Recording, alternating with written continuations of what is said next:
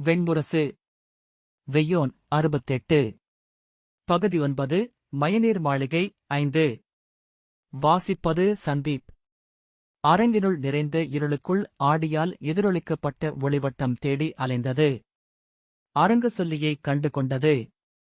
அவன் தலைப்பாகையைச் சுருட்டி முகத்தை மறைத்து குந்தி உடல் குறுக்கி அமர்ந்திருந்தான். என்ன செய்கிறாய் என்றது குரல். நாடகம் முடிந்துவிட்டதல்லவா? அப்பாடா என்று அவன் கையூன்றி எழுந்தான். மூடா, இப்போதுதானே தொடங்கியிருக்கிறது. உன் மேடையுரையை மறந்துவிட்டாயா என்றது குரல். ஆம், ஆனால் நினைவு வந்தால் ஒரு வழியாகச் சொல்லிவிடுவேன் என அவன் தடுமாறி தலைப்பாகையை சீரமைத்து மேடை நடுவே வந்தான். ஒளி விரிந்தது. அதாவது, இங்கே காண்டவவிலாசம் என்னும் அங்கத நாடகம் தொடங்கவிருக்கிறது என்றபின் திரும்பி, அப்படியென்றால் இதுவரை நடந்தது என்ன என்றான். அதுவும் காண்டவவிலாசம்தான் என்றது குரல். அப்படியென்றால் இது என்றான். இதுவும் அதுவே என்றது குரல். தலை சொரிந்து அரங்கு சொல்லி ஒன்றும் புரியவில்லை. சரி, எனக்கென்ன என்று மேலே பார்த்தான். அங்கே வெண்முகில் நின்றிருந்தது. அரங்கு சொல்லி அதைச் சுட்டி அவை நோக்கி, உண்மையில் மேடைக்கு நடிகர்கள் அங்கிருந்துதான் வருகிறார்கள். இங்கே உள்ளவை அவர்களின் பகடைக்கருக்கள் என்றான். பின்னால் ஒரு குரல் ஆம் ஆம் ஆம் என்றது. இதை மட்டும் சரியாக கேட்டு ஒப்புக்கொள்ளுங்கள். நெஞ்சுடைந்து கதறி அழுதால் மறுமொழியே இருக்காது என்றபின் சிரித்து கைத்தவறுதலாக சங்கசக்கரத்தை இறக்கிவிட்டு எப்படி அதை உணர்ச்சி கொந்தளிப்பாக ஆக்கிக் கொண்டார்கள் பார்த்தீர்கள் அல்லவா? திறமையான நாடகக்காரர்கள் இவர்கள். நானே சற்று பார்த்து மேடையில் நிற்கவில்லை என்றால் என் கையிலேயே அந்த சங்கசக்கரத்தை தந்துவிடுவார்கள் என்றபின் முகத்தை இறுக்கி, ஆகவே இங்கே இந்திரபுரியின் அவைக்கவிஞர் சூக்தர் இயற்றிய பிரஹசனம் நிகழவிருக்கிறது. இதை ஊடே மறித்த கவிஞன் குரல் அறிவிலியே, நாடகம் நடந்து கொண்டிருக்கிறது என்றது. எந்த நாடகம் என்று அரங்கு சொல்லி குழப்பமாகக் கேட்டான். போடா என்று கவிஞன் குரல் சீறியது. எல்லா விளக்குகளும் அணைந்தன. ஆ, இருட்டு என்றது அரங்கு சொல்லியின் குரல். ஆ என்றது இன்னொரு குரல். காலை மிதிக்கிறாயா? கண்ணில்லையா உனக்கு? அரங்கு சொல்லி யார்? பாதாளநாகமா என்றான். அறிவிலி, நான் அரங்க அமைப்பாளன் என்றது குரல். இங்கே ஒளிந்து நின்று இந்த அரங்கை ஆட்டுவிக்கிறேன். அரங்கு சொல்லி, உங்கள் பெயர் என்ன என்றான். போடா என்றது குரல். இவ்வளவு எளிதாக காலில் இடரும்படியா இருப்பான் அரங்கமைப்பாளன் என்றான் அரங்கு சொல்லி. வாயை மூடு, நாடகம் தொடங்கிவிட்டது. இருளுக்குள் யாழ் ஒன்று மெல்ல துடித்துக் கொண்டிருக்க அனைவரையும் அதிரச் செய்தபடி இடியோசை ஒன்று எழுந்தது. மின்னல்கள் அரங்கை காட்சிகளாக சிதறடித்தன. அரங்கு சொல்லி அஞ்சி பின்னால் சென்று மண்டியிட்டமர்ந்து, இப்போது என்ன? மறுபடியுமா என்றான். பெருஞ்சங்க ஓசை எழுந்து அடங்கியது. நானே கடல், நானே அலைகளென எழுபவன் என்று குரல் எழுந்தது. அரங்கு சொல்லி அதே சொற்கள். இன்னொருவர் என்று கூவினான். மேலே பட்டுத்திரையாலான வெண்முகில் ஒளிகொண்டது. வானில் இருந்து சங்கும் சக்கரமும் இறங்கி வந்தன. அரங்கு சொல்லி தலையை சொரிந்தபடி, இதையேதானே சற்று முன்பு பார்த்தோம்? மறுபடியும் இன்னொரு அரசி வரப்போகிறாளா என்ன என்றான். பார்வையாளர் பக்கம் கூத்தரங்கில் இருந்து ஒரு சூதர், என்ன நடக்கிறது என்று கூவினார். அரங்கு சொல்லி அவரை பார்த்து, பதற்றம் வேண்டாம், நாடகம் நடைபெறும். இப்போது ஏதோ சிறிய சிக்கல் நிகழ்ந்துள்ளது. என்னவென்று பார்க்கிறேன் என்றபின், யாரங்கே என்றான். இங்கே யாருமில்லை என்று ஒரு குரல் எழுந்தது. நாடகத்துக்குப் பின்னால் அதை எழுதியவன் இருந்தாக வேண்டும் மூடா என்றான் அரங்கு சொல்லி. இப்போதுதான் கொஞ்சம் கொஞ்சமாக அவனை உருவாக்கி வைத்திருக்கிறோம். ஏனென்றால் இந்த வகையான அங்கத நாடகங்களுக்கு இருக்கும் ஒரே மையமும் ஒழுங்கும் ஆசிரியன் என்பவன் மட்டும்தான். குரல் சிரித்து, ஆம், உண்மை என்றது. ஆனால் இங்கே அவர் இருக்க முடியாது. ஏனென்றால் அணியறைக்குள் இங்கே வேறு ஒரு நாடகம் ஓடிக்கொண்டிருக்கிறது. அரங்க அமைப்பாளர்கள் எஞ்சிய கூலிக்காக பூசலிடுகிறார்கள். ஆகவே அவர் அங்கே நாடகத்துக்குள்தான் இருக்கிறார். அரங்க சொல்லி திகைத்து, எங்கே என 4 பக்கமும் நோக்கினான். எங்கே என்றான். உரக்க, ஐயன்மீர், இந்த நாடகக் கந்தலுக்கு ஆசிரியன் என்று எவரேனும் இருக்கிறீர்களா? இருந்தால் உடனே மேடைக்கு வருக என்றான். சுற்றுமுற்றும் நோக்க அவன் பின்னால் நிழலில் இருந்து ஒரு தலை கிளம்பி அவன் தோளில் அமர்ந்தது. ஆ, எனக்கு இன்னொரு தலை என அரங்கு சொல்லி கூவினான். திகைத்தவன் போல 4 பக்கமும் பார்த்தபடி கவிஞன் முன்னால் வந்தான். நான்தான் என்றான். அவன் ஒரு கண்ணை மட்டும் முகத்திரை மறைத்திருந்தது. அவன், சற்று பொறுங்கள். மொத்தத்தில் அரங்க அமைப்பாளர்கள் குழப்பிவிட்டார்கள் என்றான். என்ன நடக்கிறது? உண்மையில் நாராயணன் அரங்கு அமைவதற்குண்டான இசை மற்றும் அமைப்புகள் இவை. ஆனால் பாஞ்சாலத்து அரசுக்கு அவை அளிக்கப்பட்டுவிட்டன. அதை ஒரு வகையில் சீரமைத்து கடந்து வந்துவிட்டோம். மீண்டும் அவ்விசையே ஒலிக்கையில் புதுமையாக இல்லை. மேலும் இங்கிருப்போர் அனைவரும் அதைக் கேட்டு மண்ணுலகைக் காக்க வந்த பரம்பொருள் அவள்தான் என்று எண்ணிவிடப் போகிறார்கள் என்றான். அவள் மண்ணுலகை அழைக்க வந்த பரம்பொருள் என்று எடுத்துக்கொள்ள வேண்டியதுதான் என்றான் அரங்கு சொல்லி. இல்லை, அதெப்படி? அவள் படியளக்கும் அரசி என்றான் கவிஞன். சரி, அப்படியென்றால் இவர் மண்ணுலகை அழைக்க வந்தவர். இப்போது என்ன குறைந்துவிடப் போகிறது? இது எல்லாம் அங்கத நாடகம்தானே? ஓர் அங்கத நாடகத்தில் அதன் அனைத்து பிழைகளும் அங்கதமாகவே கொள்ளப்பட வேண்டும் என்றான் அரங்கு சொல்லி. ஆம், ஆனால் அழிக்க வந்த பரம்பொருள் உண்மையில் யார் என்றான் கவிஞன். எனக்கே குழப்பமாக இருக்கிறது. ஆக்கமும் அழிவும் ஒன்றன் 2 பக்கங்களே என அரங்கு சொல்லி கைதூக்கி ஓங்கிச் சொன்னான். சங்குகள் முழங்கின. அப்படி சொல்லி வைப்போம். அதையும் பராசரர் எங்காவது சொல்லாமலா இருப்பார்? சற்று ஆறுதல் கொண்ட கவிஞன், அப்படி சொல்ல வருகிறீர்களோ என்றான். அதுதான் உண்மை என்றான் அரங்கு சொல்லி.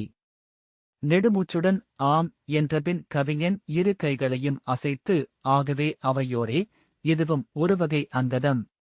இப்போது நாடகம் தொடர்ந்து நடைபெறும் என்றபின் திரும்பி மேடைக்குப் பின்னால் ஓடினான்.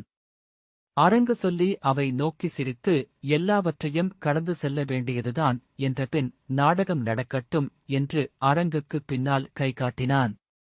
மீண்டும் பெருமுரசொலிகளும் மங்களப் பேரிசையும் எழுந்தன. மின்னல்கள் எழுந்து அரங்கை அரைந்து கிழித்து சுழன்றாடின. அனைத்தும் அடங்க ஒற்றைச்சங்கு எழுந்து ஒலிக்க, இதோ மண் நிகழ்ந்திருக்கிறேன். மரம் வென்று அறம் நாட்ட.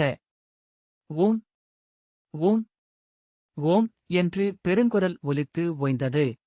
மேடைக்கு அப்பால் இருந்து முகத்திரை ஏதும் அணியாத கவிஞன் புன்னகைத்துக் கொண்டு வந்து அரங்கின் மையத்தில் மேலிருந்து விழுந்த ஆடி ஒளியின் வட்டத்தில் நின்று அரங்கின் 2 பக்கங்களையும் நோக்கி கை கூப்பினான். யார் நீர் என்ற பின் உற்று நோக்கி, ஐயா, நீர் கவிஞர் அல்லவா என்றான் அரங்கு சொல்லி. ஆம், நான் கவிஞனேதான் என்றான் அவன். அட, உமக்கா இவ்வளவு ஓசையும் வரவேற்பும் என்று அரங்கு சொல்லி வியந்தான். நானேதான். நான் எழுதும் நாடகத்தில் கூட எனக்கு எதையெல்லாம் நான் அமைத்துக் கொள்ளக் கூடாதா என்ன? நாடகத்திற்கு வெளியே யார் என்னை மதிக்கிறார்கள்? நேற்று கூட கலையமைச்சின் சொல்லாயகம் என்னை நோக்கி நாயே என்று சொல்லி என அவன் பேசிச் செல்ல அரங்கு சொல்லி கை காட்டி தடுத்து, அதை விடும். அதை நாம் இன்னொரு அங்கத நாடகமாக எழுதி நடிப்போம். இந்த நாடகத்திற்குள் உமக்கு என்ன சொல்ல இருக்கிறது? அதை சொல்லும் என்றான். கவிஞன், இந்த நாடகத்தில் நான் இவ்வாறாக எழுந்தருளியிருக்கிறேன். இந்நாடகத்தை எழுதியவன் நான். இதில் நடிப்பவன் நான்.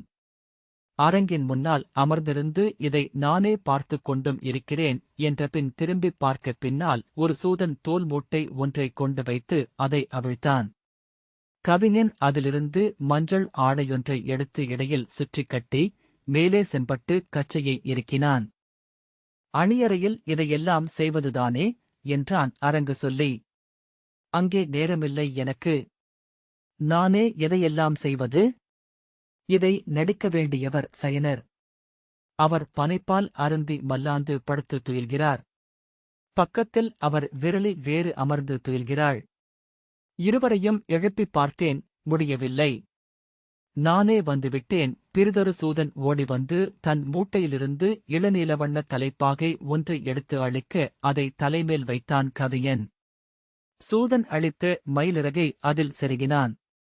அவன் கழுத்தில் ஒரு மலர் மாலையை முதல் சூதன் அணிவித்தான். பிறிதொருவன் வேங்குழலை அவன் இடைக்கச்சையில் செருகினான். அப்படியென்றால் இந்த நாடகத்தில் நீர் நாராயணனாக வருகிறீர் அல்லவா? என்றான் அரங்கு சொல்லி. கவிஞன் குழம்பி, இல்லையே, நான் யாதவநாராயணனாக அல்லவா வருகிறேன் என்றான். அப்படியென்றால் என்றான் அரங்கு சொல்லி. யாதவரால் நாராயணனென்றும் பிறரால் யாதவரென்றும் அழைக்கப்படும் ஒருவன் என்றான் கவிஞன். அரங்கு சொல்லி சிரித்து, நன்று நன்று. ஒன்று பலவாகி பலவும் ஒன்றாகி நின்றாடும் ஒரு நாடகம் என்றான். கவிஞன் திகைத்து, இந்த மேடை மொழியை நான் எழுதவில்லையே என்றான். ஏதோ தோன்றியது, சொன்னேன். நன்றாக உள்ளதல்லவா என்றான் அரங்கு சொல்லி. நன்று. ஆனால் இதையெல்லாம் அரங்கு சொல்லி சொன்னால் நான் கதைமையன் எதை சொல்வேன் என்றான் கவிஞன். இந்த நாடகம் நானே எழுதி, நானே நடித்து, நானே பார்ப்பது. இங்கே அனைத்தும் நானே. கவிஞன் நிமிர்ந்து தருக்கி கைதூக்கி, வானவர்களில் நான் இந்திரன். ஆதித்யர்களில் நான் விஷ்ணு, உருத்திரர்களில் நான் நீலலோகிதன் என்றான். அரங்கு சொல்லி கை நீட்டி சொல்ல முயல அவனை கையால் தடுத்து, பிரம்ம ரிஷிகளுள் நான் பிறகு. ராஜரிஷிகளில் மனு. தேவரிஷிகளில் நாரதர். பசுக்களில் காமதேனு என்றான். அரங்கு சொல்லி ஆர்வமாக, காளைகளில் என்றான். பேசாதே, எனக்கு உரை மறந்து போகும் என்ற கவிஞன், சித்தர்களில் நான் கபிலர். பறவைகளில் கருடன். பிரஜாபதிகளில் தட்சன். பித்ருக்களில் நான் அரியமா என்று சொல்லி மூச்சிரைத்தான். அரங்கு சொல்லிகளில் என்றான் அரங்கு சொல்லி. அவனை கையால் விலக்கி, அசுரர்களில் நான் பிரகலாதன். நட்சத்திரங்களில் சந்திரன். செல்வத்துக்கு அதிபதியான குபேரனும் நானே என்றான். இதில் யாரை உமது மனைவியர் தேர்ந்தெடுக்கிறார்கள் என்றான் அரங்கு சொல்லி. நானே பிரம்மா. நானே விஷ்ணு. நானே சிவன். எரிச்சலுடன் அரங்கு சொல்லி, அப்படியென்றால் அரங்கு சொல்லியாகவும் நீரே நடியும் என்றான். அதுவும் நானே என்றான் கவிஞன். ஆடையணிவித்து சூதர்கள் தலைவணங்கி விலக கவிஞன் இருகைகளையும் விரித்து, ஆகவே நான் இவ்வாறாக இங்கு வருகை தந்துள்ளேன். நான் எழுதிய நாடகத்துக்குள் நானே வந்து நிற்கும்போது அனைத்தும் மிக எளிதாக உள்ளன. என்னால் புரிந்து கொள்ள முடியாதது ஏதும் இங்கு நிகழ முடியாது. அவ்வண்ணம் ஏதேனும் நிகழுமென்றால் அவற்றை புரிந்து கொள்ளும் விதமாக மாற்றுவதும் எனக்கு எளிதே. ஆகவேதான் எனது நாடகத்துக்குள் அன்றி வேறெங்கும் பிறவி கொள்ளலாகாது என்பதை ஒரு நெறியாக வைத்திருக்கிறேன் என்றான். அரங்கு சொல்லி, தனியாக வந்திருக்கிறீர் என்றான். கவிஞன், ஆம், அப்படித்தானே அங்கிருந்து கிளம்பினேன் என்றான். நீங்கள் நாராயணன். நாடகக் கதைப்படி நீங்கள் நரநாராயணர்களாக இங்கு வரவேண்டும் என்றான் அரங்கு சொல்லி. கவிஞன் குழம்பி மயிலிறகை எடுத்து தலை சொரிந்து, சரிதான். எங்கோ ஒரு தவறு நிகழ்ந்துவிட்டது என்ற பின் சுற்றுமுற்றும் பார்த்தான். நடிகர்களும் இல்லையே. எல்லாரும் மாற்றொரு கலைத்து நிழல்களாக ஆகிவிட்டார்களே. சட்டென்று திரும்பி, இதோ என் நிழல் நீண்டு விழுந்து கிடக்கிறதே. இதையே நரனாக வைத்துக் கொண்டால் என்ன என்றான். அரங்கு சொல்லி நிழலை பார்த்து, ஆம், அதுவும் உங்களைப் போல மிகச்சரியாக நடிக்கிறது. அதையே வைத்துக் கொள்வோம் என்றான். கவிஞன், ஆனால் என்று சிந்தித்து மேலே நோக்கி, ஆனால் அது மேடையுரைகளை சொல்லாதே என்றான். அரங்கு சொல்லி, அது என்ன அப்படி பெரிதாக சொல்லிவிடப் போகிறது? நீங்கள் கூறவிருக்கும் நீண்ட மறுமொழிக்கேற்ப வினாக்களைத் தொடுத்து நடுநடுவே தலையாட்டுவதற்காகத்தானே அது மண்ணிகழ்ந்துள்ளது என்றான். கவிஞன், ஆம், அதுவும் சரிதான். அதுவாக அமைந்து நான் ஐயங்கொள்ள முடியும். துயரற முடியும். சினந்து எழவும் சோர்ந்து அமையவும் முடியும்.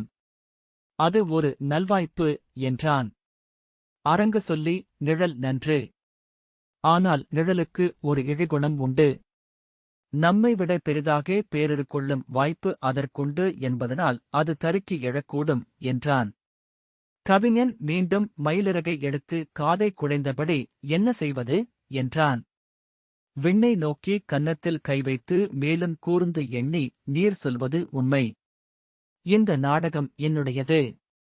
என்னைவிட பெரிதாக ஒன்று இருக்குமென்றால் நானே சமயங்களில் குழம்பிவிட வாய்ப்புள்ளது என்றபின், சரி, என் மாயத்தால் என் நிழலை ஒரு மானுடனாக ஆக்கிக் கொள்கிறேன் என்று நிழலை நோக்கி கைகளை சுழற்றினான்.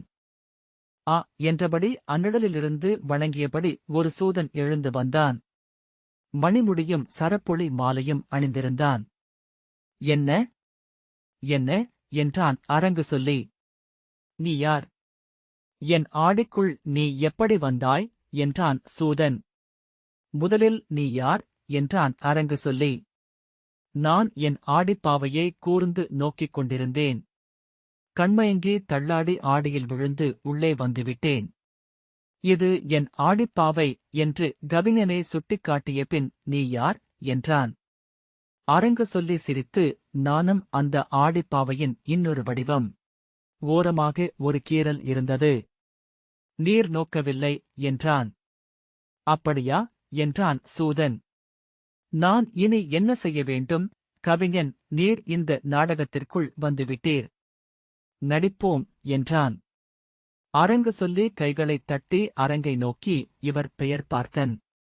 அஸ்தினபுரியை ஆண்ட யயாதியின், ஹஸ்தியின், குருவின், ஆள முயற்சி செய்து விசித்திர வீரியரின், ஆள நேர்ந்த பாண்டுவின், ஆள முடியாத திருதராஷ்டிரின் வழிவந்தவர். அவர் எவருடைய மைந்தர் என்பதை நூல்கள் சொல்கின்றன. நூல்களில் உள்ளவற்றைத்தான் பேரரசி குந்தியும் சொல்கிறார். ஆகவே அதை நானும் சொல்கிறேன். சூதன் தலைவணங்கினான். இவரும் இளைய யாதவரும் பிரிக்க முடியாதவர்கள். வினாவும் விடையின்மையும் போல, செயலும் வெறுமையும் போல, அல்லது நூல்களும் அறியாமையும் போல, சிரித்து அல்லது அறிவும் ஆணவமும் போல என்றான் அரங்கு சொல்லி. மூடா, இப்படியே சொல்லிக் கொண்டே போகலாம். அதற்காகவா இங்கு வந்தோம்? இங்கொரு நாடகம் நிகழ்கிறது. அதைத் தொடங்குவோம் என்றபின் விலகிச் செல் என்று கை காட்டினான் கவிஞன். அரங்கு சொல்லி அவையை நோக்கி கைகூப்பி, ஆகவே இதோ நமது நாடகத்தில் நரநாராயணர்கள் நிகழ்ந்திருக்கிறார்கள். அவர்கள் வாழ்க என்றான். முரசுகள் முழங்கின. கொம்புகள் பிளிரி அடங்க காத்து நின்றபின், ஆகவே நமது அங்கத நாடகத்தின் அமைப்பு அவையினருக்கு சற்று தெளிவுபட்டிருக்கும் என்று நம்புகிறேன். அதாவது இன்னமும் துயிலாமல் விழித்திருப்பவர்களுக்கு. துயின்று கொண்டிருப்பவர்களுக்கு பின்னர் நீங்கள் சொல்லி விளங்க வையுங்கள் என்றான். முரசுகள் முழங்கின. அரங்கு சொல்லி இளைய யாதவனிடம், அரசே, வீலி முடியும் வேய்குழலும் பீதாம்பரமும் பெருங்கருணை புன்னகையும் சூடி, அருள்மொழிச் சங்கும் ஆழியும் ஏந்தி, தாங்கள் எந்தப் போர்க்களத்திற்கு செல்கிறீர்கள் என்று சொல்ல முடியுமா என்றான். ஐயத்துடன், சற்றுமுன் நீ யாரிடம் பேசிக் கொண்டிருந்தாய் என்றான் இளைய யாதவன். நான் அவையிடம் பேசிக் கொண்டிருந்தேன் என்றான். சுற்றுமுற்றும் நோக்கி, அவை என்றான் அவன். வரலாற்றிடம், எதிர்காலத்திடம். வாழையடி வாழையாக பரிசில் நாடி வந்து கொண்டிருக்கும் காவியாசிரியர்களிடம். அவற்றை வாசித்து பொருளறியா பேருணர்வை அடையப் போகும் தலைமுறைகளிடம். வாழ்தலை மாற்றிச் சொல்லப் போகும் கதை சொல்லிகளிடம். பிழைதேரப் போகும் புலவர்களிடம். இளைய யாதவன் திகைத்து, நாங்கள் இங்கு நின்றிருப்பதையா சொல்லிக் கொண்டிருந்தாய் என்றான். அரசே, தாங்கள் யார்? மண் நிகழ்ந்த விண்ணளந்தவன். அருகிருப்பவரோ தங்கள் அடியளந்து தொடரும் தோழர். நீங்கள் நிற்பது என்ன? நடப்பதும் அமர்வதும் உண்பதும் உறங்குவதும் வரலாறல்லவா? உரைக்கும் சொல்லனைத்துமே மெய்யறிதல் அல்லவா? ஏன் கொட்டாவியும்? இளைய யாதவன் போதும் என்றபின் முகம் மலர்ந்து, நன்று, மகிழ்ந்தேன் என்றான். உரையளிக்கத் தோதான சொற்களைச் சொல்பவரே அறிஞர் எனப்படுகிறார்கள். நீங்கள் பேரறிஞர். இளைய யாதவன் வாழ்க என்று சொல்லி திரும்பினான். தாங்கள் எங்கு செல்கிறீர்கள் என்று சொல்லவில்லை என்றான் அரங்கு சொல்லி. இங்கே அஸ்தினபுரியின் அரண்மனையில்தான் சில மாதங்களாக இருக்கிறேன். கோடையில் அங்கே துவாரகையில் வெயில் எரிகிறது.